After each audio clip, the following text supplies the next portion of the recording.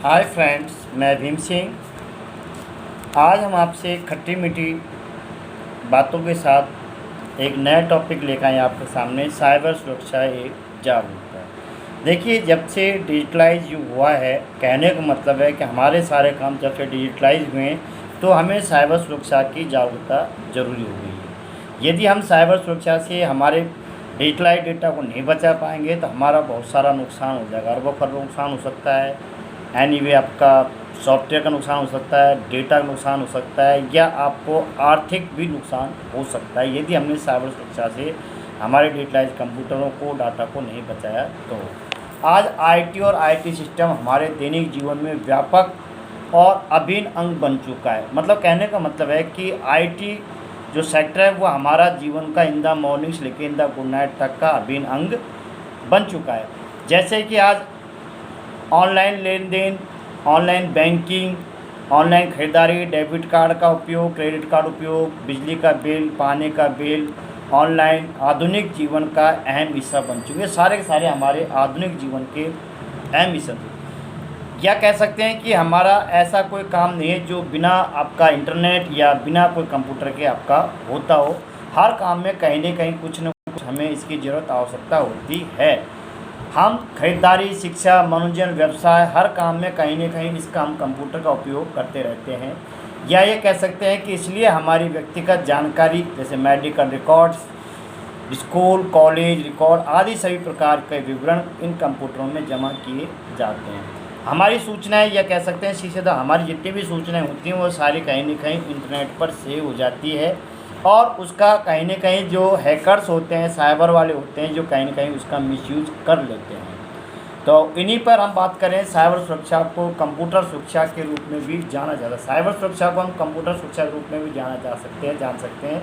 Cyber सुरक्षा का अर्थ है कंप्यूटर के हार्डवेयर, सॉफ्टवेयर, डेटा या सूचना आदि, साथ ही कंप्यूटर सिस्टम के कामकाज को किसी भी प्रकार के नुकसान, व्यवधान, चोरी आदि से सुरक्षा देना भी हम कह सकते हैं इसको। साइबर सुरक्षा hardware, software, network, database, code, internet operator और कंप्यूटर सिस्टम के संबंधी किसी भी चीज़ पर प्रत्यक्ष या अप्रत्यक्ष रूप से लागू कई सुरक्षा तंत्रों का एक समायोजन हो सकता है आपका।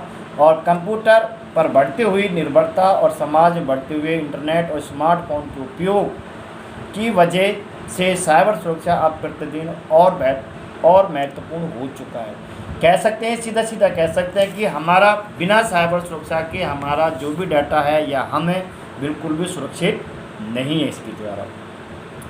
अब हम इसमें बात करते हैं कि आपके जो पीसी है, डेटा है, जो आपका जो हैकर्स हैं वो किस तरह से आपका नुकसान पहुंचा सकते हैं। वो ऐसे कौन से प्रकार हो सकते हैं जिनसे नुकसान। देखो, साइबर थ्रेट के प्रकार, जैसे साइबर थ्रेट के प्रकार में बात करते हैं। एक, साइबर थ्रेट किसी भी ऐसे दुर्भावपूर्ण कार्य के रूप में परिभाषित किया जाता है गया है जो कंप्यूटर ऑनर की स्वीकृति के बिना ही आपका डेटा या आपकी इंफॉर्मेशन को क्या करता है, वो चुरा लेता है या हैक कर लेता है। ये सारी चीज़ें ये साइबर थ्रेट के प्रकार में आते हैं।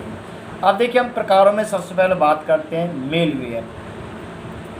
सबसे पहले हम बात करते हैं जिसका नाम है मेलवेयर के बारे में बात करते हैं। देखिए, मेलवेयर में क्या करा है। मेलवेयर को आमतौर पर हानिकारक उद्देश्य वाले सॉफ्टवेयर कोडों की परिभाषा में गिना जाता है। ये हानिकारक होते हैं और ये क्या करते हैं कि आपका जो कंप्यूटर से डेटा चोरी या डेटा नष्ट करने का ये क्या करते हैं, बार बार प्रयास करते रहते हैं। यह आमतौर पर ईमेल के साथ अटैचमेंट होकर इनका लिंक आता है, और लिंक आने के बाद हम क्या करते हैं, उस ईमेल को डाउनलोड कर लेते हैं या लिंक का यूज़ कर लेते हैं, जिससे हमारा कंप्यूटर में उस लिंक के बारे में सूचनाएं इकट्ठी हो जाती हैं। कहने मतलब है, सॉफ्टवेयर डाउनलोड या ऑपरेटिंग सिस्टम की कमजोरियों के माध्यम से कंप्यूटर में प्रवेश करता है, और मुख्यतः मेलवेयर निम्न प्रकार होते हैं। तो आपके कंप्यूटर सिस्टम घुस जाता है। सीधा सीधा हम बात करें तो आपके सामने देखिए, दोबारा देख लीजिए कि मेलवेयर को आमतौर पर एक हानिकारक उद्देश्य वाला सॉफ्टवेयर कोड भी हम गिन सकते हैं इसको, जो कंप्यूटर से डेटा चोरी करने या नष्ट करने का प्रयास करता है। यह आमतौर पर ईमेल और अटैचमेंट सॉफ्टवेयर के साथ डाउनलोड हो जाता है ऑपरेटिंग सिस्टम में, और उस कंडीशन में हमारे पीसी के साथ बहुत सारा नुकसान कर सकता है। इसके साथ ही हम बात करें मेलवेयर का जो है, इसको तीन प्रकारों में बांटा गया है, जैसे वायरस है, टॉर्जन्स है, स्पाईवेयर है आपका। सबसे पहले हम बात करते हैं वायरस है। वायरस क्या है कि एक सोची समझी एक साजिश होती है जो आपका कोडिंग सिस्टम होता है। इस कोडिंग सिस्टम में क्या होता है कि आपका कंप्यूटरों पर उनको किसी भी तरह से आपके इंटरनेट के माध्यम से आपके कंप्यूटर पर छोड़ दिया जाता है। कुछ ही सेकंडों में लाखों करोड़ों पेजों में चला जाता है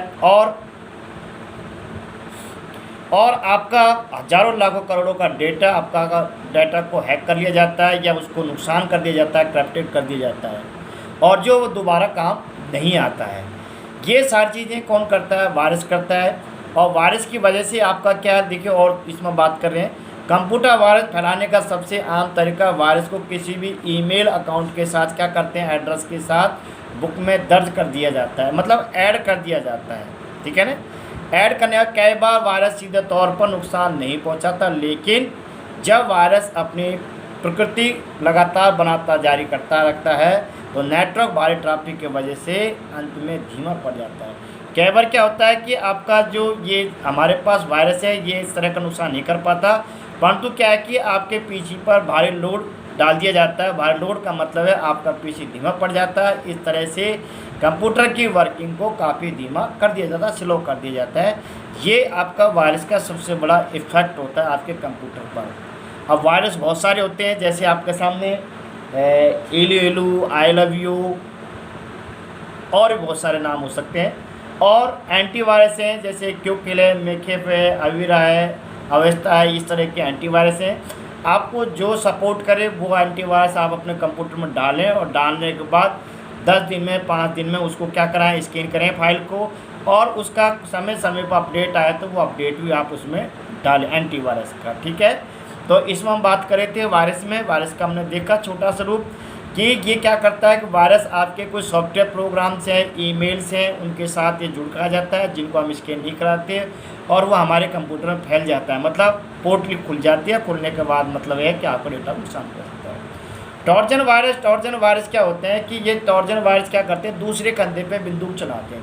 मतलब ये खुद कुछ नहीं करते, किसी दूसरे कंधे पे बंदूक चलाने का मतलब है एक सही नुकसान नहीं पहुंचाने वाला सॉफ्टवेयर प्रतीत होता है, लेकिन यह चुपके से कंप्यूटर पर वायरस या किसी अन्य प्रकार के मेलवेयर को डाउनलोड कर लेता है। ये क्या करता है कि जाने अनजाने में आपके कंप्यूटर पर मेलवेयर को क्या कर लेता है, डाउनलोड कर लेता है, जिससे आपका डेटा को भारी नुकसान कर जाता है।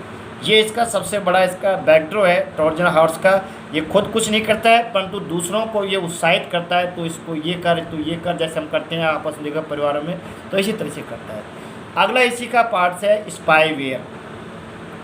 देखिए स्पाईवेयर क्या करता है, एक ऐसा सॉफ्टवेयर प्रोग्राम होता है जो कंप्यूटर पर आपकी सभी गतिविधियों पर समूची नज़र रखता है। स्पाईवेयर सॉफ्टवेयर क्या करता है, आपके कंप्यूटर में जितनी भी सारी गतिविधियाँ होती हैं उन सभी गतिविधियों पर नज़र रखता है। क्या सीधा सीधा कह सकते हैं, जासूसी करता है।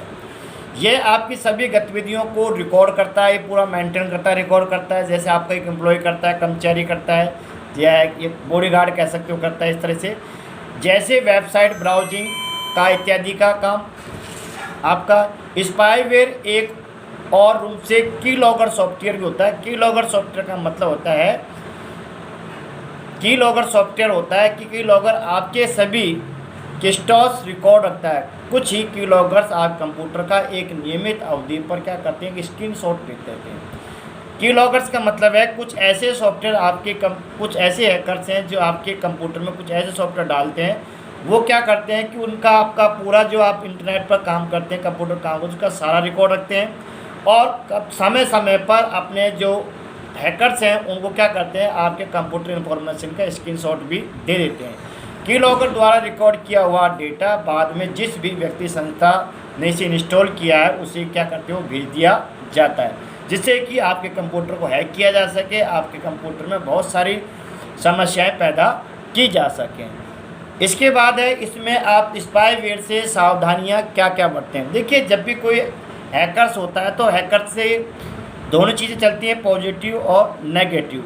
तो पॉजिटिव बात करें, सावधानी क्या करें, अज्ञात अविश्वसनीय स्रोतों द्वारा प्राप्त भेजे गए लिंक्स को ओपन न करें। पहली बात ध्यान दें, यदि आप किसी अजनबी ईमेल्स आती हैं, यदि अजनबी कोई इन्फॉर्मेशन आती हैं, अटैचमेंट आते हैं, तो उनको क्या करें, इग्नोर कर दें और डाउनलोड नहीं करें। मेल वायर से ये बचने का सबसे बड़ा उपाय है। आपको यह भी सुरक्षित करना चाहिए कि आपने एक मजबूत एंटीवायरस, देखिए ये चीज़ आपके सबसे बड़ी साइबर सुरक्षा में सबसे बड़ी अहम बात है कि आपके कंप्यूटर में एंटीवायरस डाला होना चाहिए और आपके ऑपरेटिंग सिस्टम का हमेशा कोई ना कोई नया अपडेट आए तो वो अपडेट आपको डालना चाहिए, जिससे आप पूरा प्रोटेक्शन का काम करेंगे। जैसे आप समय देख रहे हैं कोरोना काल में, जैसे टीका आ रहे हैं, टीके लगवा रहे हैं, जिससे हमारी इम्यूनिटी पावर बढ़ रही है। इसी तरह से आपके कंप्यूटर की भी पावर बढ़ती है, इम्यूनिटी पावर कैसे बढ़ेगी, एंटीवायरस सॉफ्टवेयर डालें, समय समय अपडेट कराएं। आपके विंडोज़ के कोई अपडेट हो तो वो अपडेट डालें, जिससे क्या होगा, स्पायरवेयर, ट्रोजन्स या वायरस हैं जो आपके कंप्यूटर को नुकसान नहीं पहुँचे, नुकसान तो पहुँचाएंगे परंतु हल्का नुकसान, जिससे आपका कंप्यूटर रिकवरी मोड पर आकर आपका दोबारा डेटा को इम्प्लीमेंट कर सके। तो ये था आपका मेलवेयर के 3 पार्ट थे जिन पर हमने डिस्कस किया था। वायरस था अपना, ट्रोजन हॉर्स था और स्पाईवेयर था। ठीक है, कोई डाउट हो तो दोबारा कंसल्ट कर लेना। अगला हम बात कर रहे हैं आपके सामने फिशिंग वाला। फिशिंग वाला भी एक प्रकार का थ्रेट है आपका। देखिए फिशिंग थ्रेट में क्या होता है, फिशिंग हमले में आमतौर पर आपको आपके ईमेल पर एक लिंक भेजा जाता है। देखिए थ्रेटिंग जो फिशिंग हमले होते हैं इनमें क्या होता है कि आमतौर पर आपके ईमेल पर एक लिंक भेजा जाता है, जिसे लिंक करने पर आपको अपनी व्यक्तिगत जानकारी क्या उसमें दर्ज करते हैं। कई बार क्या होता है, जैसे कि आप कंप्यूटर चला रहे हैं, इंटरनेट चला रहे हैं और उस पर कोई ना कोई आपको लिंक भेज दिया जाता है, कुछ न कुछ का, खोलना कुछ है, खोलता कुछ है। तो उसमें क्या है कि आपसे क्या है कि आपकी व्यक्तिगत जानकारी, जैसे नाम है आपका, डेट ऑफ बर्थ है, पता है, एड्रेस है या पिन कोड नंबर है, इस तरह की चीज़ें आपकी उसमें डाली जाती हैं, का इस्तेमाल करके हमलावर आपको आर्थिक रूप से या अन्यथा और प्रकार से नुकसान पहुंचा सकता है। आर्थिक प्रकार से पहुंचा सकता है या डेटा से पहुंचा, इन तरह से आपको नुकसान पहुंचा सकता है।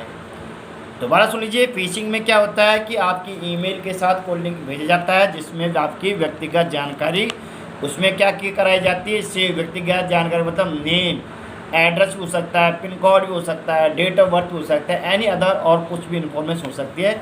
और जो हैकर्स होते हैं, हमलावर होते हैं, वो आपको आर्थिक रूप से या डेटा के रूप से आपको बहुत नुकसान पहुंचा सकते हैं। अब इसमें बात आती है कि सावधानी क्या बरतें हैं, क्योंकि हर चीज़ के साथ सावधानी जरूरी है।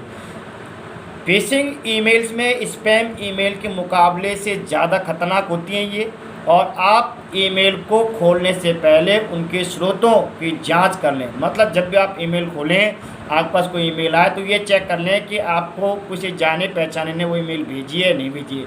यदि आपको अननोन लगे या इस तरह का कोई खतरा महसूस हो तो उस ईमेल को डाउनलोड नहीं करें, उसके बजाय उसको क्या करते हैं, वहीं डिलीट कर सकते हैं आप।